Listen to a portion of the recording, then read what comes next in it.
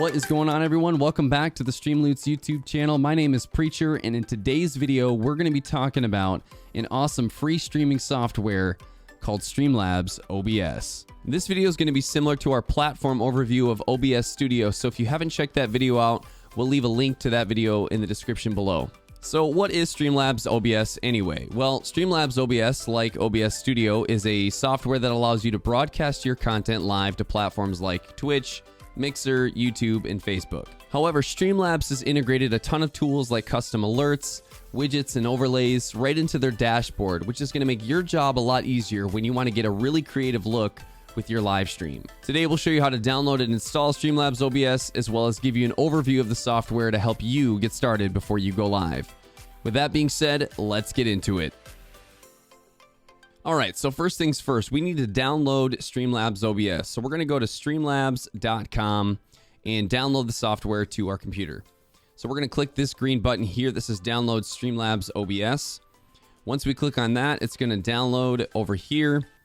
And once that's downloaded, we can click on it and run the program. Then when we go to set up Streamlabs OBS, we're going to have to go through their terms and agreements. We're going to click agree. And we're going to choose where we want Streamlabs OBS to install. For me, I've installed it within my program files folder. Once we've done that, we're going to have to log into the account to connect Streamlabs with our streaming platform. So we're going to select the platform that we are streaming to. Once we've logged into our platform's account, we now have two options that we can select between when setting up Streamlabs OBS. Now, as I said, this is very similar to OBS Studio. What Streamlabs OBS has done is they've allowed you to import settings from OBS Studio if you've already been working with OBS Studio to make your job a little bit easier. You can also select Start Fresh. This is what we're going to do today for the sake of exploring Streamlabs OBS. Once we've done that, we're going to be able to set up our mic and our webcam. And so we're going to go down here to select our webcam, and then down here to select our microphone. Click continue. Once we've done that, we're going to see a blank canvas within Streamlabs. There's quite a few differences with Streamlabs OBS in comparison to OBS Studio, such as the menu options up at the top left, like the editor and the themes that you can select from, as well as the dashboard button right here. But we'll go into a lot of this throughout the video. Down in the bottom left right here, we're going to see that there is a collection of scenes. In this case, there's only one scene created currently, and this is by default when you begin in Streamlabs. In order to add a scene, we're going to click on the plus sign here to add a new scene, and we can name this scene whatever we'd like. We'll call it Scene 2. Now that we've added that scene, we're going to have two blank scenes within Streamlabs that we can rotate between. Now what we need to do is we need to add sources to that scene. In order to do that, we're going to go down to the bottom middle here where it says Sources, and we're going to go to the plus sign. You're going to see a pop-up menu that's going to give you a ton of different options of different sources that you can add to your scene. So let's add a few sources here. To begin, let's add a background to our scene here. Let's call this background, and we're going to click add source. It's going to give us an option to search for a file on our computer. I'm going to select this awesome Streamloots background, and I'm going to click done. Once I do that, I can resize this however I would like and fill out the scene, or I could add it to just a part of the scene. All right, now that we've added a background, let's add a webcam. We're going to go to video capture device, and we're going to click add source, and we'll label this webcam. Let's click add source, and then we're going to be able to select from any of the webcams that are connected to our computer currently.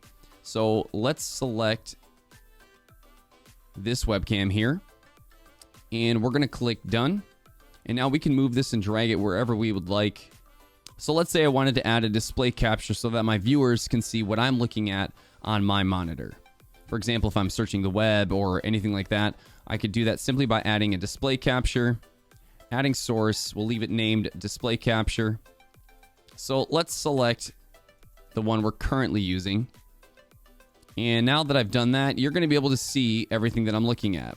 Now, what I want to show you is that if you go down below in the sources, you should think of the sources like a sandwich. It's essentially different pieces that are layered together from top to bottom. So what you see at the top is going to be in front versus what's at the bottom, which is going to be in the back. So if I move the display capture, for example, behind the webcam, it's now going to reveal my webcam. And now we still don't see the background, so let's move the display capture behind the background. And now that's going to hide the display capture. Resizing and relocating your sources is a great way to make sure that your scene looks exactly the way that you want it to look. So let's say we want to highlight every time somebody performs an action in the channel, such as following, hosting, donating, or subscribing. In order to do that, we're going to add something called a widget.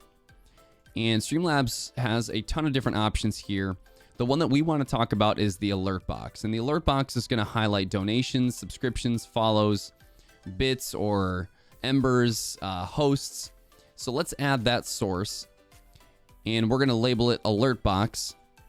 And we're going to have a menu that's going to give us a ton of different options of the actions we want to highlight within that box.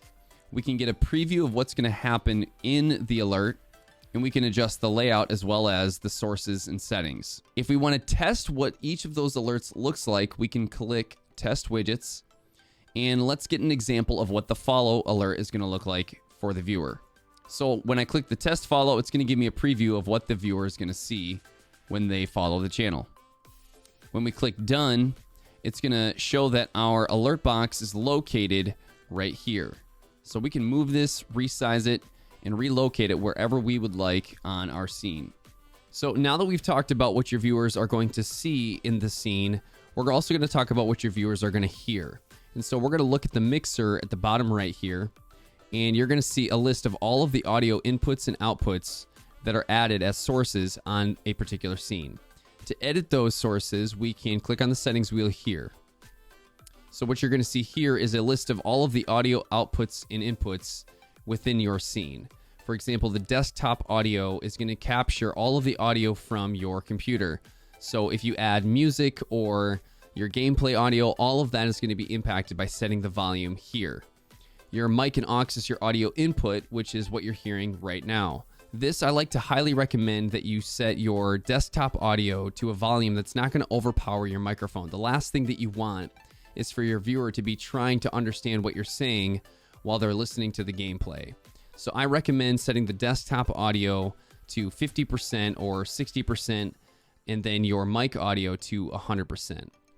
Something else that's built into the editor is what's called their mini feed. And this actually shows any notification or alert that's happening in real time while you're streaming. So for example, follows or any sort of currency within the streaming platform that's being used, hosts, all of that can be seen right here. If you go over to the right, you're going to see a few other options for the mini feed, such as popping out the event filtering options. So this is going to allow you to select what you want to see in your particular mini feed, whether it's donations, follows, hosts, and effects, things like that. All of that can be selected right here. Okay, so now we're going to talk about the dashboard through Streamlabs. So when we click on the dashboard in Streamlabs OBS, it's actually going to bring us to a web browser with streamlabs.com. And this is going to bring us to our analytics. It's also going to be a place we can configure our alert box and our widgets. So even just looking at the analytics, what you're going to see here is recent donations. You're also going to see recent subscribers or donations, and then further down, maybe hosts and follows to the channel.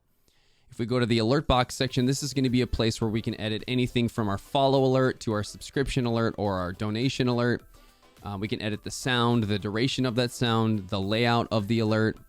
We can also configure and add widgets to our stream by clicking on the All Widgets tab here.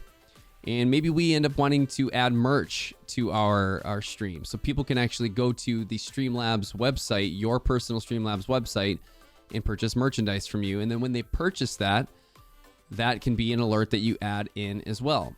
All of this can be configured on the dashboard here on streamlabs.com and then added into the editor of Streamlabs OBS software. Okay, so now that we've talked about the dashboard and all of the things that you can configure there, what I want to talk about is the Streamlabs OBS themes. And this is where I would say Streamlabs OBS really shines. So we're going to go up to the top left and we're going to click on themes. So what you're seeing here is essentially a theme store that has some fantastic designs that can really make your stream have a professional look. Everything from Be Right Back scenes to animated alerts and tip jars or event lists. All of these things within the package have a cohesive look and feel. And it's simply activated by going into your editor in Streamlabs OBS and adding that package. All right, so now we've got our sources and our scenes all set. Our audio levels are looking good. We can see that we've got our notifications set so we know what's going on with our stream when we're live. What we need to do is a really important step and edit the settings within Streamlabs OBS. So we're gonna go down to the bottom left right here, and we're gonna click on the settings wheel. And what you're gonna see here is all of the various settings that you can edit before you go live. The settings that we're gonna look at specifically in this video are output, audio, video, hotkeys, scene collections, and appearance. So let's start with the output. Under output mode, you can select simple or advanced. Let's look at the simple option here. Under simple mode, we can select the quality of our stream and the quality of our recordings. So under video bitrate for the stream, what we need to do is we need to run a speed test to find out what number we need to put here. Simply type in speed test on Google, run speed test. Once we've established our upload speed, what we want to do is we want to take half of that and put that number in the video bitrate. For example, if my upload speed is 12 megabits per second, what I want to do is I want to take half of that, which would be 6,000, and put that in the video bitrate category. And it should be noted here that every streaming platform has a different recommendation for the video bitrate based on the type of quality you're trying to push out to the platform. For example, I push mine at 1080p, 60 frames per second. But if you're trying to push out a certain resolution and frame rate, that's going to be impacted by your video bitrate. Under encoding, we're going to select the processor that we want to use to process the data of our stream. The X264 uses your CPU's processor to process data, and this can actually add a lot of load onto your PC and cause a lot of issues as far as quality is concerned. The NVENC encoder is recommended as it uses your graphics card and can handle the processing a lot better than your CPU typically. Now there's two options of NVENC. You can use the standard NVENC or the NVENC New. I highly recommend using the hardware NVENC New as this is the most updated for Streamlabs OBS. And then finally under audio bitrate, we're going to select 128 for the bitrate as this is what's most widely accepted by stream platforms. When we scroll down to the recording section, this is going to be some settings that impact if we're recording a static video, not live streaming, but just a video that we're recording similar to this one. We're going to select our recording path, which means the folder that those videos are going to be saved to. And then we're also going to select the stream quality. I highly recommend using the indistinguishable quality large file size. The recording format, we're going to select MP4. This is really the most widely accepted file format for like editing or other things that you might do with the video file. And then similar as before, we're going to select the hardware NVENC New for the encoder. And now that we've done that, let's take a look at the advanced mode under output. Specifically, what I want to look at is just a few of them for the sake of this video. So we're going to want to make sure our encoder again is set to hardware NVENC New. And we're also going to want to leave this checked, this enforce streaming service encoder settings, because this is going to help us pair our encoding settings with the platform that we're streaming to. We're going to want to leave the rate control to constant bitrate or CBR. We're going to want to make sure that we use the bitrate we determined before in the bitrate category here. And then we're going to want to set the keyframe intervals to 2. For preset, we can leave this at quality, and this is a setting that you can adjust depending on any quality loss that you see while you're streaming. For the profile, you can leave this at high. Some people make an adjustment to this as well depending on the quality that they're seeing from the stream. And then under GPU, you're going to leave this at 0, and then the max B frames we're going to keep at 2. Once you've done that, select done. Next, we're going to look at the video tab. So under the video settings, we can adjust the canvas, which is our base PC monitor resolution. So if you're using a 1920 by 1080p monitor, you can select that here. Under the output scaled resolution, this is going to be the resolution that you're pushing to the viewer or to the platform that you're streaming on. So I recommend monitoring this and making adjustments to it depending on quality loss or dropped frames that you might see. Downscaling this to a lower resolution can increase the quality that your viewers see and experience on the platform they're watching on. And we can also leave the FPS type to common FPS values. Under common FPS values, we're going to select either 30 or 60. Now, this number is going to be determined by the game that we're streaming. For example, if we're streaming a high frame rate game like Apex Legends or Call of Duty, we're going to want to leave this frame rate or this FPS value at 60.